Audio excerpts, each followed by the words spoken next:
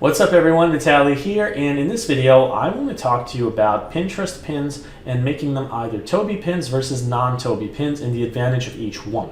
To get started with, if I do a search in Pinterest for something like Zion National Park or anything else, I'm basically going to get two different types of pins. There's TOBI pins, which are any kinds of pins that you have text or numbers on, so this is a TOBI, this is TOBI, this is TOBI, and then you have non-TOBI pins where you just have an image, no text, no numbers on it. So this is a non-TOBI pin, this is a non-TOBI pin, and so forth.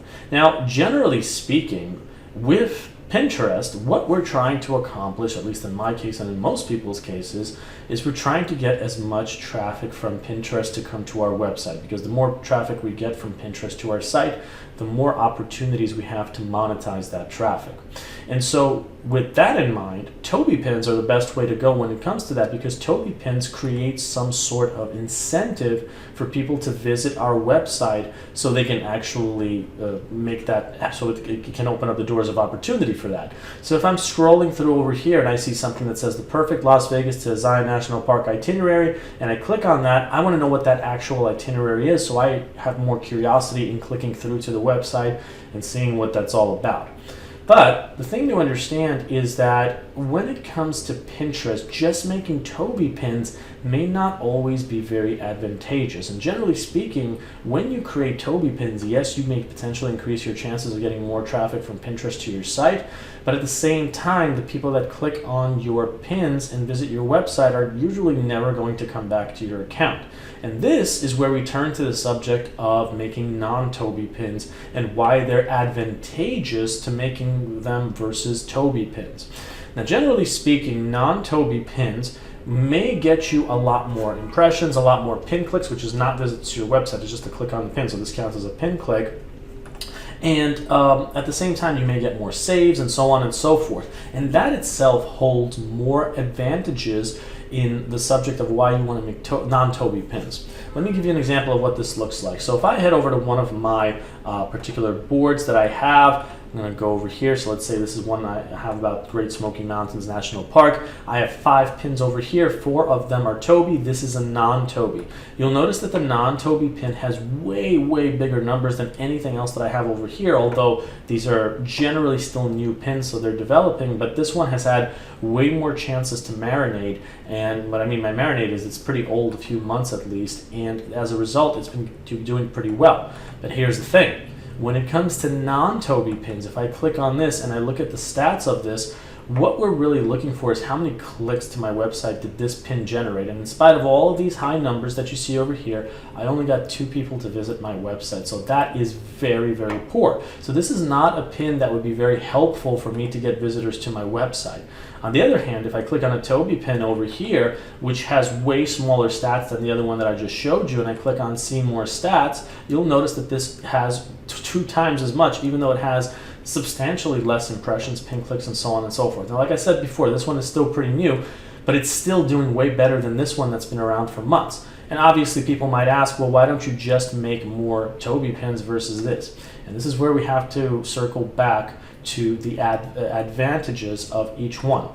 And generally speaking, what you want to do is try to create a 50-50 ratio when it comes to your pins. So for example, if I'm creating pins on the subject of the Great Smoky Mountains National Park, I'm going to try to aim to have 50% of my pins be non-TOBI like this, and 50% of them be TOBI pins like these.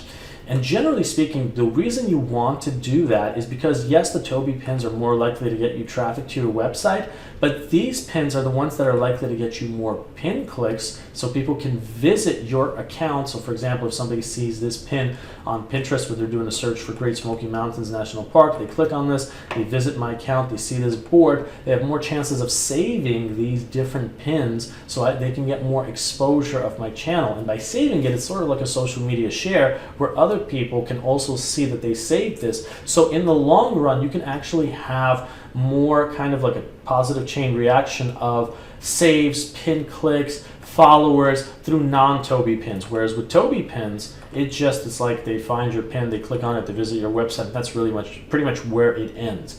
And so that's the reason why you want to have a good balance. A good analogy to help explain this is that if you've ever created websites with the purpose of doing SEO, And on that website, you have promotional links called affiliate links where you promote other stuff. There's some people that do nothing but basically just litter their website with affiliate links because they're trying to get more sales. The problem, however, is that if you're doing nothing but trying to be promotional, trying to steer people away from your website, they don't really have as much trust sometimes or as much interest versus they land on one of your websites, and instead of having so many affiliate links littered throughout the actual content, you have internal links which make people visit other parts of your website.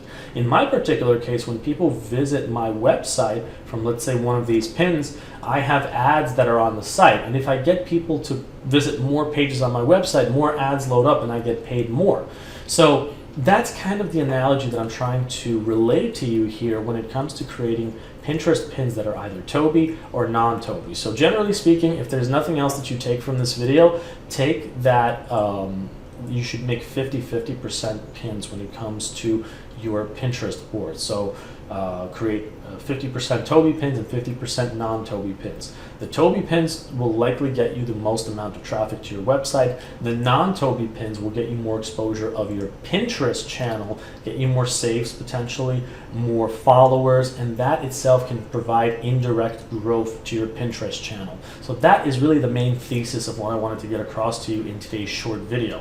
Now, one more thing I will say before I finish up is that if you are new to my channel, my name is Vitaly, and I cover the subject of online business, traffic generation, making money online. Here's some of my stats in this. I do also do things like Pinterest, SEO, paid ads, social media marketing, YouTube marketing, all that sort of stuff. I do this for a living, basically. And what I do is I help beginners who are new or perhaps struggling at making money online do it correctly. And if that's something that you're interested in learning how to do, maybe you're new, maybe you're struggling like I just said, I would recommend that you check out the link that I have below this video, which will showcase a free beginner course that you can get started with that'll teach you the basic fundamentals of what you need to know to succeed with this. There's more info about that there, but other than that, thanks so much for watching this video, and if you have any questions on this subject matter, you're also welcome to leave them below. Thanks for watching, and I'll see you all in the next one. Take care.